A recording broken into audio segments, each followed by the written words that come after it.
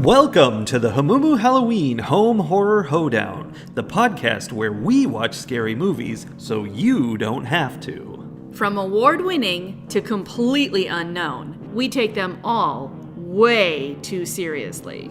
I'm your host, Mike Hommel. And I'm your host, Solange Hommel.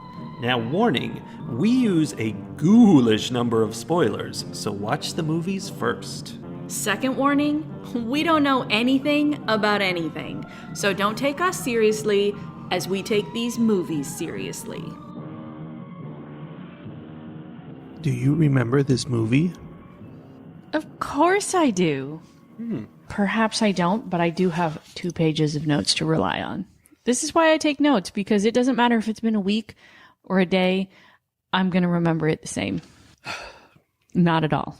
Okay, here's the thing though. Let's play this game without looking at your notes. I did already look at my notes enough to remember what the movie is called. Okay, let's each, starting with you of course, discuss something we actually still remember about this movie a week after we saw it.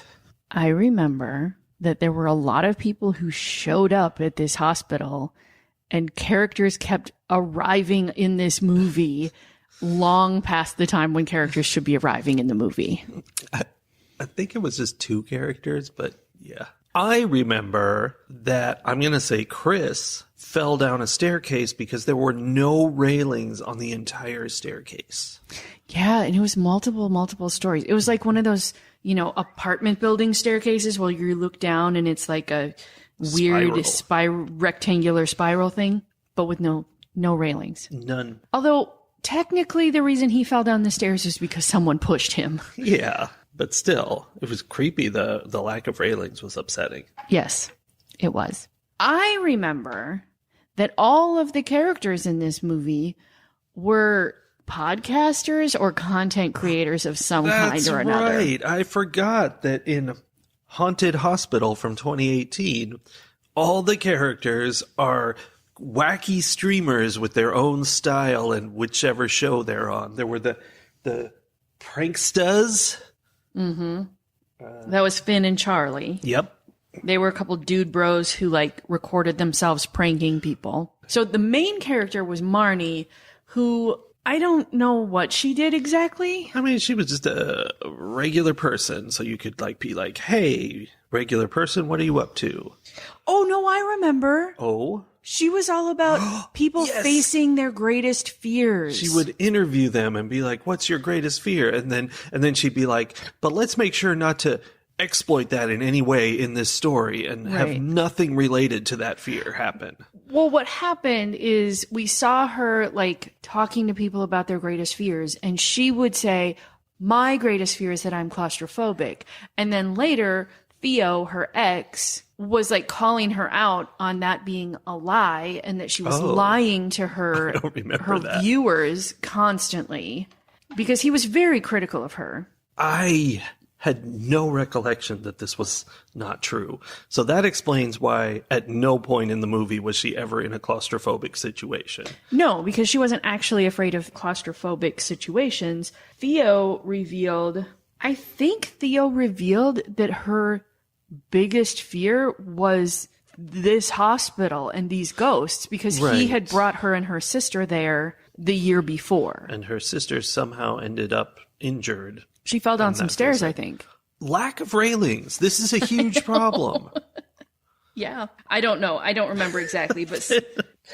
Sorry to interrupt, but that makes me realize how very traumatic it was for her when her friend not even fell down an elevator shaft, but actually was on an elevator whose cable got cut, so it fell 2 stories, and she exploded into pieces. Exploded. Not fell apart or got smashed. No. Kaboom exploded. But when you say that, people are picturing this, big special effect of blood everywhere. No, it was just body parts that went boing, and then her body was there, and then it popped apart into a bunch of chunks. I mean, I guess fell apart is a better description there. That might be the one. Yeah. So there's so much going on here. Okay, so we should finish talking about the content creators. So we have Marnie, we have the Pranksters, Dude Bros. We have Theo, who pretends to be all like anti-content creation, and he's Right. like the neophyte of the group. He was friends with either Finn or Charlie, and then the other of Finn or Charlie like pulled that friend away from Theo and was like, no, be a prankster with me, and pulled him into the world of social media. I think he was friends with Finn, and then Charlie pulled him into the world of content creation, and they left Theo like he felt abandoned.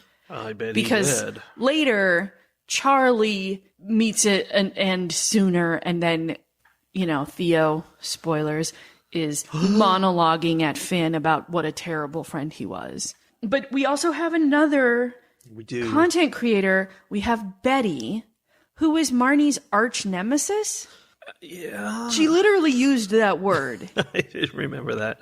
She was like a, I don't know, like a beauty blogger, or did she do horror content? I feel like they all did horror content. Like that was, Yeah. they were all kind of competition for one another, which was part of the chaos there. Because, okay, so now let's talk about this location. The haunted hospital. Haunted Hospital, which is a hospital where terrible things happened, which is now the site of like field trips. Like tourists go there and can get a tour of the location. I thought you couldn't though. No, or maybe you couldn't go into that building. Oh. Tourists would come to this site where bad things had happened. Yeah, 'cause Theo's and job. Theo was like the tour guide. Yeah. And you weren't allowed to go into this one building, which was haunted. But Theo, on the summers when they didn't have, I don't know why they didn't have tourists coming during the summers, but like at times when there weren't people there, Theo would like bring his friends Yeah. to this building they weren't supposed to go in, which was how Marnie got traumatized. Her sister got paralyzed, and she and Theo like broke up. Yeah, it's real sad. A lot of things happened to Theo. I feel like all these bad things happen to you. You could turn out bad. Did he turn out bad, or was he just a beanbag to begin with? I don't know. I don't know. But the thing that Marnie is afraid of is that when they went a year ago, they meet this ghost of this woman who was tortured in this hospital. And Marnie is like kind of obsessed with the idea of needing to tell this woman's story, Which she should be. Well, because according to her, this ghost woman has that as kind of her thing. She needs her story to be told, according Yes. to Marnie. Well, and we do see that come out. Like the whole thing ends up being that this ghost woman is controlling all of these people trying to get her story That's told. my theory, but we don't really have evidence. There's just one glowing eyeball moment at the very end. Well, I mean, I think it is building up to that. I mean, I think we see evidence of people behaving in kind of obsessive ways and being controlled. And this ghost woman is definitely doing things to drive the behavior of the group in a certain way. And she seems to be very controlling of Theo, which makes sense because he's the one who has gone in there repeatedly Right. and maybe is forcing him to bring people in. I don't know. Could be. I do think that's where that was going, but it ended up being kind of a toxic, parasitic relationship in the sense that she's controlling these characters, but she keeps killing them. And I'm like, how are you going to get your story out if you keep murdering the people who Well, might put your Sully, content out into the world? There's an easy solution to that. If they leave footage behind, someone can find the footage and edit it into a movie for us. The found footage solution. Indeed. That's my favorite solution to everything. It is. And also, the footage in question is in German, but we were unable to watch it in the original language. We could only view it dubbed for some reason. And dubbed found footage, I find problematic. I mean, there are very rare dubbings that are not problematic. true. Like somehow the dubbed versions never have the right emotiveness and the right, like the emotions just don't hit right. And that's pretty bad when you're watching found footage, which mostly consists of people running through the dark screaming. Yes. And in the dubbed version, they're just like, this is terrifying. Right. So we also need to mention there were two other characters Chris, who is yet another content creator who wasn't really invited by the group. Like nobody knew he was there, but someone, I think Theo, invited him to come to freak everybody out. I think it was Finn and or Charlie, because it was part of their prank staying. Oh, so they invited Chris. Except that Betty at one point said something at the beginning about how she had set up some surprises. So I think Betty was in on it, which is what made me think it was Theo, because Betty and Theo ended up being in on things together at the end. No, that was Irina, who appeared out of nowhere. Who the We know hell is nothing about her. Irina? Nobody knows. Apparently that's like Theo's new girlfriend, maybe? Because she shows up at the end helping Theo to murder people, and that's it. We know nothing else about her. There's a whole third person that I didn't remember, because we also have Emma, who's literally just there. Yeah. She's there through the entire movie. She almost never says anything. No one talks to her. No one cares about her. She has no importance whatsoever. Until she explodes into pieces. Right? And I mean, they do, like, occasionally they order her to, like, move things from one room to the other or fix the lighting or whatever. Like, she's there as, like, a gopher for somebody. I think Marnie confides in her. Maybe.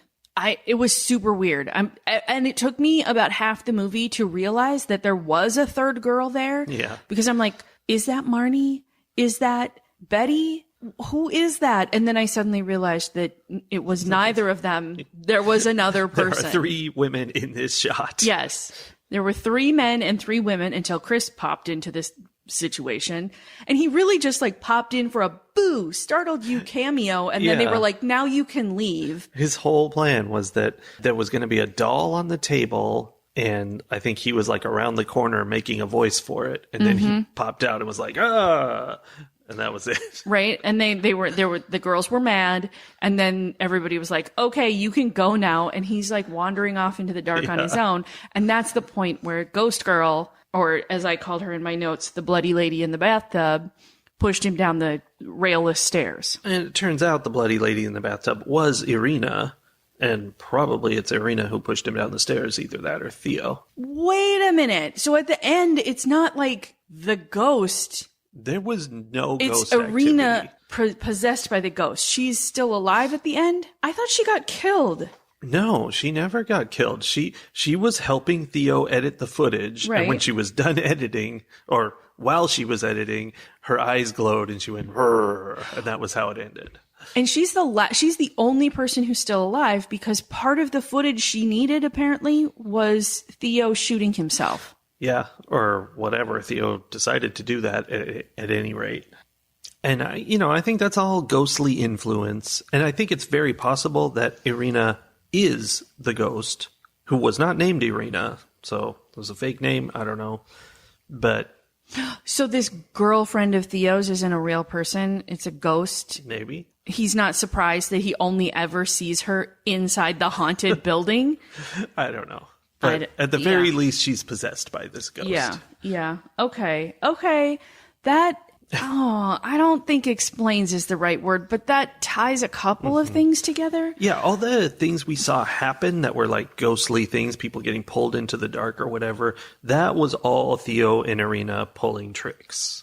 Yes. Okay. So the second half of the movie is a lot of people dying, but then not dying, but then they were dead. Oh, now they are dead. Like, there was a lot of not knowing who was alive and who was dead at any given moment, because people were so busy trying to prank one another about being dead, or trying to trick one another into being caught by the ghost. And Yeah, all the people we thought got killed, except the girl who exploded, were actually captured, and then we encounter them at the end when Theo's monologuing at their tied up selves. Except Chris. Chris also got dead. Chris legit fell down a thing. Right. So then he ties them all to these gurneys and is like, evil doctor monologuing is what I put in my notes. That's what he did. About the evils of the world. Like, he goes on this rant, this like technophobe rant about how terrible the world is. And I'm like, dude, you're the guy trying to like snip off people's noses with scissors. Like, Yeah, but he's not doing social media, which is the key thing. okay. At least he's not a content creator. Yep. And that's like the gist of his anger is all you dumb. In fact, I wrote a quote and I don't know where it came from, but I feel like it's from Theo. It was, because of social media, today's youth is stupid. Our youth is going stupid, is what he Going actually stupid. said. Yes.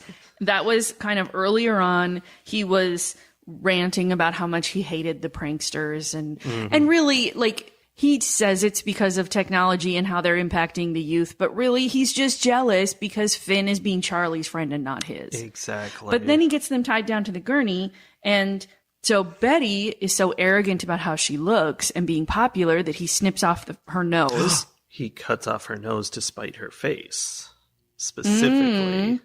And then Charlie is all like arrogant about how he sounds or like the things that he says he's or a how he can great impact people or podcaster. something. And so he does something to Charlie's vocal cords. Yeah. And then he's like mad at Finn for abandoning him. So he decides he's going to take out Finn's heart.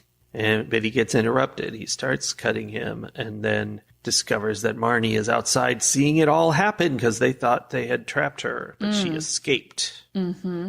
So I have a note that says Marnie didn't escape. She just played a prank, but I don't remember what I meant by prank. I'm not sure either. Like it's something about how she comes back and like she, Yeah. She makes it look like she ran out of the building and got away, but actually she's still in the building. oh, right. Because the premise of how they all got to be there was the idea of this competition. Like they were all going to stay the night in this haunted building and whoever left first was the loser. And they all had flares so they could say, I give up, and light their flare.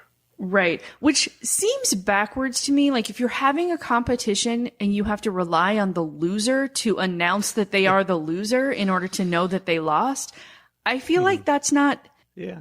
there's too much potential for people to not do what they're supposed to do there. Especially with these people. But the punishment for the loser would be to eat whatever the internet decides for a whole month, which sounds like a terrible plan. Yeah. Even if it was something decent, that would be bad, but it's gonna be like worms and you would die. That's not good. So right from the beginning, I knew Theo was off and like there was a reason why people didn't want to hang around with him because he gets there and he immediately starts telling them all the rules. Yes. He's way too serious and he's just not interested in any tomfoolery. So rule number 1 is that everyone has to give me something. They all thought that meant they had to give him their cell phones, which they kind of did, but kind of didn't. I don't know. But what he meant was at the end, he was like, ha ha ha, not your cell phones. I meant your nose and your vocal cords and your heart. Yes. Mwah. Taking your organs. Rule number 2 was respect the place, which was something none of them did. No. Rule number 3 was no internet. So, like, they weren't allowed to be live streaming what was going on. They had to wait until afterwards to share it, Just record it. which I don't think there was any internet for them to use You would assume. in the first place. Like, why would there be internet in this abandoned building? Plus, he took their phones away, but if he took their phones away, how were they filming anything? Right? So they all thought it was their phones, but then they never gave him their phones. And I don't know if they just thought they were being clever or what, but I don't know. And then rule number 4 was be inconspicuous, which was, again, not even something they tried to do. No. Back to the idea that they were filming this. Obviously, it's found footage, so everything's being shot by one of the characters. But it's not. There were scenes in this movie that weren't shot by some of the characters. They were just, they had somebody filming. Like, there'd be somebody alone trapped in somewhere, and there's someone filming them. Maybe that was Irina being sneaky. Yeah. Yes. Okay, I feel better about that, because Yes. then it looks like it's a bad thing, but then at the end, the twist, haha, that's pretty good. Okay, but okay. Really? Like, that's the twist you want to have, is that through most of the movie, people think you're just bad at making a found footage film. And then at the end, you're like, haha, surprise, there's a character you didn't know about who was actually filming. So we're not bad at it at all. Yeah. That's That bad makes sense. filmmaking. Yeah. Because they had a lot of like cameras they had set up in weird spots, like filming through a hole in the wall and stuff. So they used those too. But yeah, I guess it's not great to be like, haha, we're actually not as bad as you think. I don't know. Yeah. I mean, I almost feel like it would have been better for us to know. I don't know. Maybe not. Would it have been better for us to know that that someone at least had like set up cameras and things? I mean, aside from Betty, because they did hint at it in Betty saying like, oh, I set up surprises. But then Yeah. like they all set up surprises. How were they all setting up surprises at the same time? Don't know. How- And there were hardly At any no surprises, point though. was Betty there setting up a surprise and bumped into Theo and is like, wait, let's just pretend we didn't see each other here. Yeah. Like, Yeah. While Theo's holding like a bloody hatchet.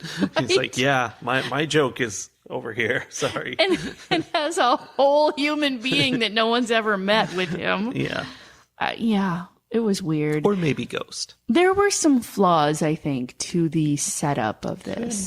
Could be. Speaking of setting up surprises, one of the surprises, which I feel like was just played by the hospital itself, was that there were holes in the floor in some places. And Betty falls through one of the holes in the floor and she's down in this hole.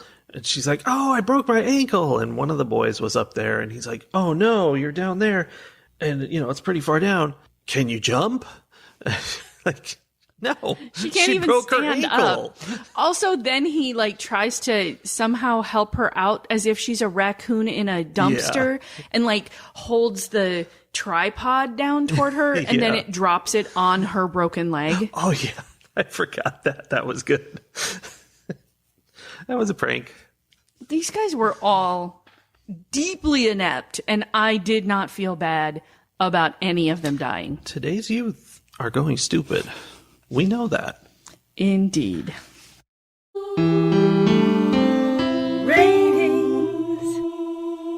This movie, also known as Heilstatten, Stitten, it's got an A with umlauts. I'm afraid to say any German word that starts with Heil. Speaking of that, Sully, Mikey. I thought in German entertainment you weren't allowed to reference Nazis. I thought that was like a whole thing. And this movie overly referenced Nazis. And like they were making jokes about Adolf. And one of them put stuff on his lip to do a Hitler mustache. I think that was Charlie. And I think Charlie was a terrible human being with a Yeah. terrible sense of humor. Are we sure this was an actual German movie and not just a movie done in German I don't somewhere know. else? I don't actually know. I could look. Country of origin, Germany. This might be probably is a real hospital, but it might be a well-known place because they filmed it at the actual place, which is very exciting, which is, in fact, in Germany. So, yeah. Okay. I kind of think maybe that was a rule up until like 10 years ago or something, and then they got rid of it, and they shouldn't have, because Charlie. Because Charlie. It's about the sanatorium in Belitz, but was made in the sanatorium in Oranienburg-Grabowsee. Those are all words I pronounced correctly, everyone. Well done. Thanks. So, found footage, running around in a haunted hospital. It was pretty lame. The one thing that bumps it up a notch for me was that, you have your twist where it turns out it's not a ghost. It's actually, this guy who wants revenge. And that's kind of fun. But then that's taken one notch further by this idea, that we see the flash in Irina's eyes and realize, oh, she really is the ghost. So, yes, it's fake in the sense that it's really just people pulling tricks, but those people are being controlled by the ghost to do it in order to tell her story, like Marnie said was the thing. So I liked that. It's not like a big, great thing, but that was a nice little touch to it that makes it more than just the usual running around in halls and getting killed. But of course, like most found footage, this is the story of a bunch of very annoying people doing very annoying things, and that's not great to watch. So I give this 2.5 mouth moths out of 5. Okay. Although the idea of half a mouth moth. Eesh. I mean, the internet would probably say that's what you have to eat for a month. Probably.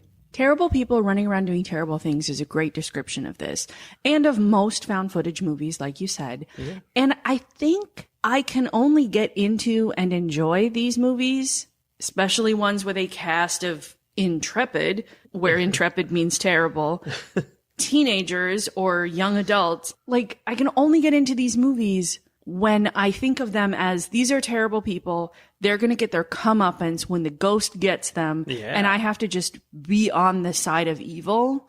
And then I'm like, then I can just cheer as they are one by one taken down. I mean, it's one of those lesser of two evils situations. Yeah. And I think, like, I'm not sure. I feel like we've been watching horror movies so long that I'm not sure if that's the point of these movies or not. Like, am I supposed to be on the side of evil? Yeah, I kind of wonder what the point is, actually, now that you mention it. Because if the idea is that I'm supposed to be on their side and I'm supposed to be sad that these people got killed by the evil, well, by the woman who became an evil demon ghost because she was tortured and murdered, that's not happening. Yeah. I am 100% on the side of this revenge ghost. And that is the case in most of the horror movies that we watch. I'm like, oh, yeah, you're angry for a reason, and I'm down with it. If these people all deserve to die. Yeah. It kind of feels like the feminist take. Right? Even more so when I then think about, like, okay, this was a sanitarium, and I assume there were probably some similar practices in Germany as there were in America, where, you know, American women got uppity and their husbands just sent them off to be lobotomized and otherwise, you know, whatever. Specifically, though, this was a tuberculosis sanatorium. Oh, right. So they were. So in the women got coffee. In Germany, they got uppity and they gave them tuberculosis and sent them to the sanitarium. No, I mean, there's obviously some differences, but when I think about the history of, like, what has been done to women, yeah, I'm like, bring on the ghosts. Bring on the ghosts. Now it makes me think that there's maybe a version of the question that has been taking the internet by storm for the last week or so. The classic question of, if you hear a sound while you're hiking in the woods, would you rather be confronted by a bear or a strange man? I think there's a horror version of that, which is if you hear a sound in, you know, behind you when you're walking through a haunted building, would you rather see an angry ghost or a strange man? I think I'd probably rather see the ghost. You know, sometimes ghosts can't even do anything. They're just trying to scare you. I mean, welcome to the whole conversation. It's been a rough couple weeks for strange men. Yeah. So, okay, I don't know. I sidetracked myself from what I was actually saying. I agree with what you were saying. I was on the side of evil, and I also agree that there was a little bit of, like, who's really doing the thing back and forth. And, you know, as annoying as it was, having all of these different horror podcasters who potentially were setting up the things to create their own content, like, muddied the waters enough that you were like, I don't know what's going on. And then to have it be the reveal that it was none of them, it was actually the ghost, that was kind of fun and unique. I'm down with it. Okay. So for all of those reasons, I am going to give this movie 3 mouth moths. Okay. It's not like, this is not going to go into the vault for the post-apocalyptic world, because this movie must be contained and maintained. It must be contained. Maintained for, you know, posterity's sake. But it also, you know, was fine. It was not a waste of, I don't regret watching it. Which is really often a high bar, I think. The real deciding factor of whether something gets above or below or at a 3. Yeah. So. All right. I guess we'll see if we regret our next movie shortly. Catch you all next week. Bye. Bye.